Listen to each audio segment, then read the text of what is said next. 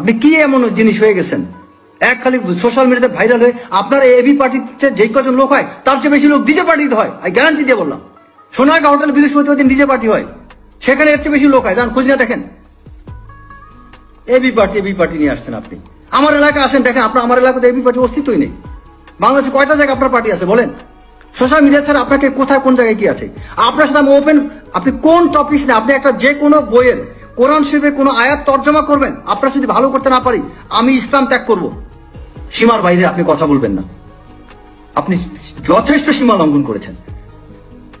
আপনার কথা জুলুম হচ্ছে সেনাবাহিনীর প্রতি, সেনা কর্মকর্তাদের প্রতি আপনি মারাত্মক রকম জুলুম করছেন। স্টপ অল দিস ননসেন্স, এগুলো বন্ধ করেন আপনি। আমি যদি সত্যি কথা এই মুহূর্তে, আমার যদি সত্যি কথা, আমি যে পুলিশ অফিসার হইতাম বা কোনো থানার দায়িত্বে থাকতাম, আপনাকে ম্যানেজ করতাম।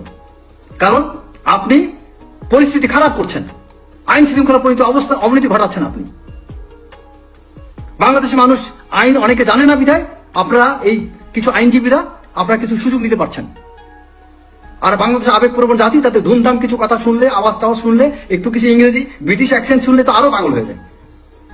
এই জাতির সমস্যাটা হচ্ছে তাদের মন ছোট, যে কারণে তারা অনেক ক্ষেত্রে আপনাদের মতো মানুষ তাদেরকে মাতাল বানাইতে পারে বক্তব্যের মাধ্যমে। আমি তো দেখি না যে আপনার এই কোন ইম্প্যাক্টফুল কোনো কিছু আপনি করছেন। I never see. সুন্দর বক্তব্য দিচ্ছেন, সো হোয়াট? আপনার কন্ট্রিবিউশন কেন, আমার কন্ট্রিবিউশন কি ভাই? এই বাংলাদেশে গত 25 বছরে I have enough contribution I have. আপনার কি কন্ট্রিবিউশন বলেন? কয়টা রাত জেগেছিলেন? রাতের পর রাত জেগে আমরা অপারেশন করছি। আপনি কি করছেন? তত্ত্বাবধায়ক গভর্নমেন্ট আমলে চাইলে কোটি টাকা কামাই করতে পারতাম। এখনো তো ঋণ করে চলি।